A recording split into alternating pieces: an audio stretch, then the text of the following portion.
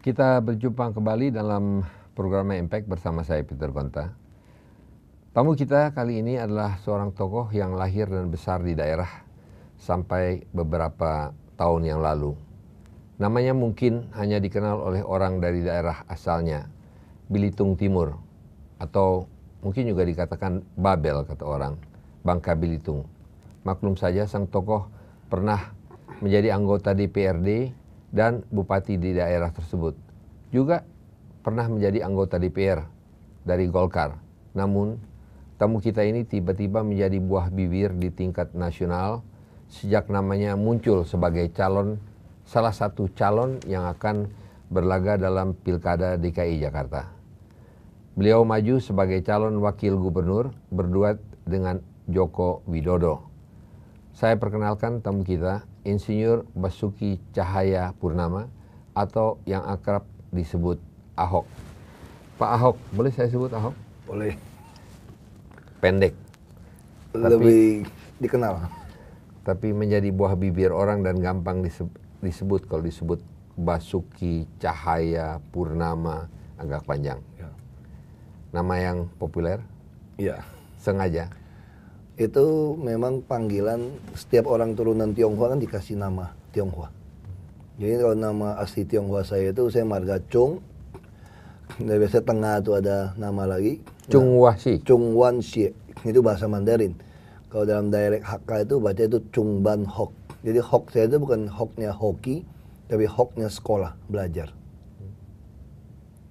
Jadi itu panggilan dari kecil ya panggilnya Ahok ini.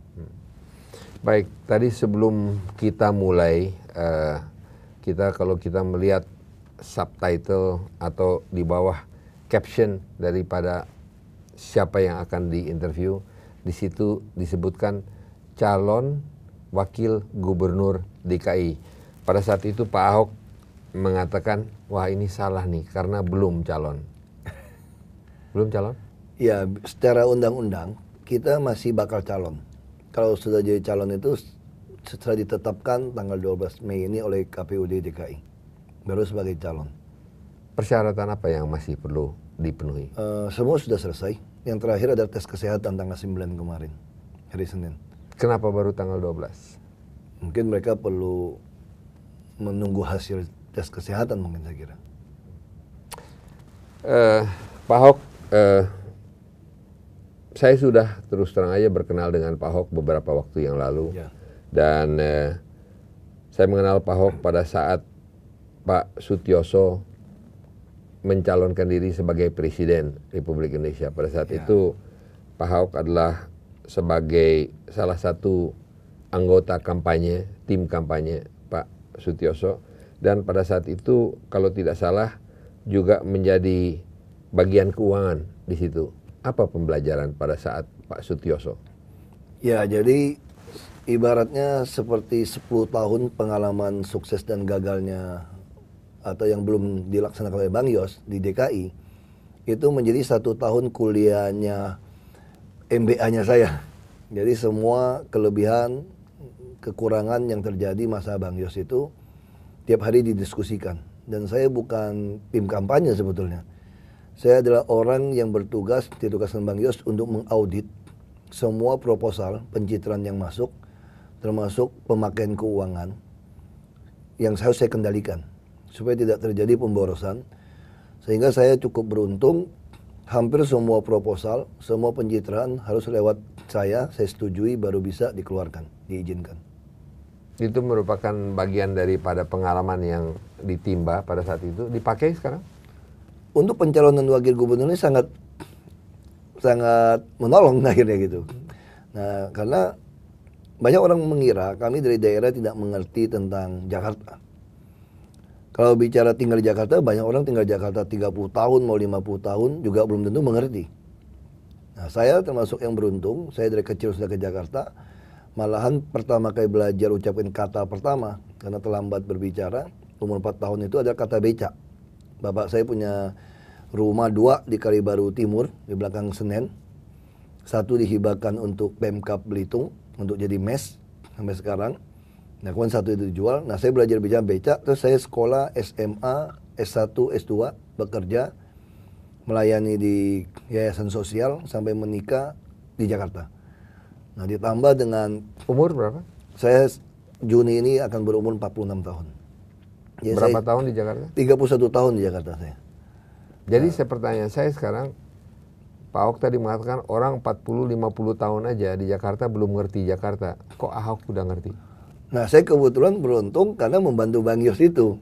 Jadi saya bisa mengerti kenapa busway dipilih, kenapa bisa ada banjir, kenapa ada genangan, kenapa ada mesti membuat kanal banjir timur.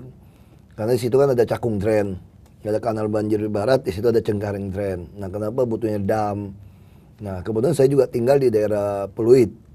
Daerah Pluit itu hari ini orang bilang Pantai Mutiara banjir, sudah tidak banjir karena kita bisa membangun dam. Bangun suatu folder, kita pakai pompa. Jakarta kita sudah sadar juga kenapa banyak genangan, karena sungai utama tuh lebih tinggi daripada sungai sekunder dan tersier. Dan sungai utama itu kan dikelola oleh Kementerian PU. Nah, ini selalu dibutuhkan sebuah kerjasama, koordinasi dalam menyelesaikan itu. Program-program semua bagus. Kalau kita pelajari di Jakarta, Bang Yos, saya kira tidak ada provinsi manapun di Indonesia yang selengkap di DKI. Jadi peta persoalan sudah punya. Padahal saya belum nanya ini semua nih, sudah langsung kampanye sini. Bukan kampanye, ini menceritakan pengalaman dengan Bang Yos. Jadi itu yang Bang Yos lakukan. Kenapa dia lakukan ini, kenapa dia tidak lakukan ini. Jadi saya betul-betul belajar, jadi saya ngerti. Oh, DKI itu seperti itu persoalannya.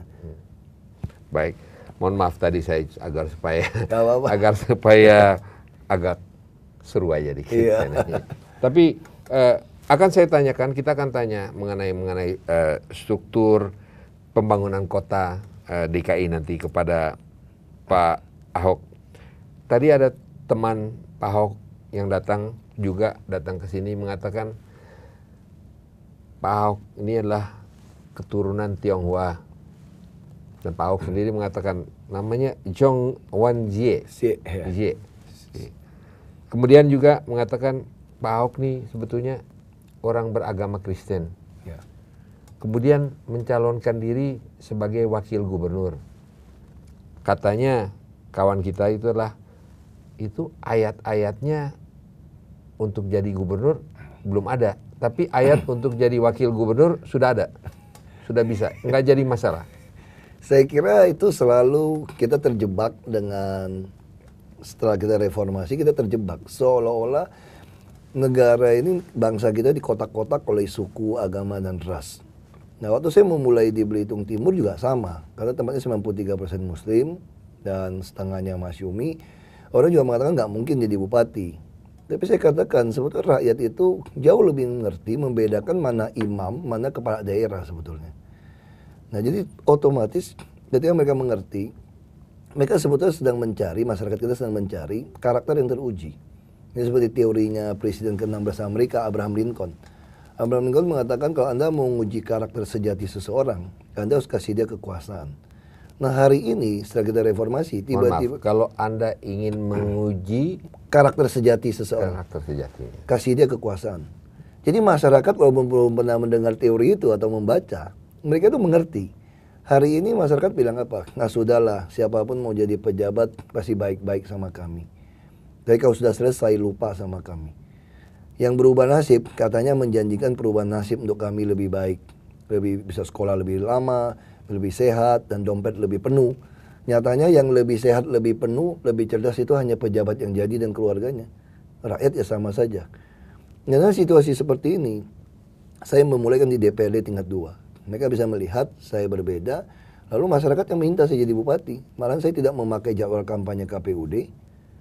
Banyak yang macam-macam mengatakan, tapi masyarakat juga bela. Misalnya contoh begini, ada pemimpin agama yang mayoritas yang mengatakan jangan pilih Ahok gitu. Ahok ini kan kafir gitu ya, nggak ada ayatnya lah. Harus jangan menjadikan Nasrani, Yahudi jadi pemimpinmu. Tapi ada pembela yang dari kalangan guru agama juga mengatakan Ahok ini memenuhi 4 kriteria pemimpin yang disyaratkan oleh Nabi Muhammad. Dia harus istilahnya bahasa Arab sidik, fatona, tablik, amanah gitu ya. Dia mesti jujur, cerdas, amanah, dan adil. Nah, katanya umat kebanyakan mayoritas akan lebih sejahtera kalau dipimpin dari orang yang memenuhi 4 kriteria yang disyaratkan oleh Nabi Muhammad, daripada dipimpin dari orang yang dapat hidayah tapi tidak memenuhi syarat itu. Nah, persoalan hidayah kan milik Allah. Ahok ini kan belum dapat hidayah, tapi dia sudah Islam gitu. Nah, ini sesuatu yang menarik. Kita akan teruskan itu di bagian kedua dari pembicaraan kita. Kebetulan saya juga mengetahui bahwa seseorang yang mengatakan tadi belum ada ayatnya itu adalah seorang yang sebetulnya sangat tekun menjalani agama Islamnya atau agamanya, dan bahkan itu seorang yang boleh dikatakan memang pembelajarannya adalah di dalam agama Islam, dan beliau itu yang mengatakan hal ini. Jadi sesuatu yang cukup menarik dan sama seperti yang Pak Ahok katakan barusan. Tapi kita jeda sebentar, kita teruskan di bagian kedua dari pembicaraan atau pertemuan kita bersama dengan Pak Ahok. Pemirsa, kita masih akan melanjutkan perbincangan dengan Pak Ahok, sosok muda yang penuh semangat, di segmen berikutnya. Anda juga bisa menyaksikan acara ini di web di www.berita1.tv atau www.berita1.com. Kita akan kembali bersama Anda setelah beberapa pesan berikut ini.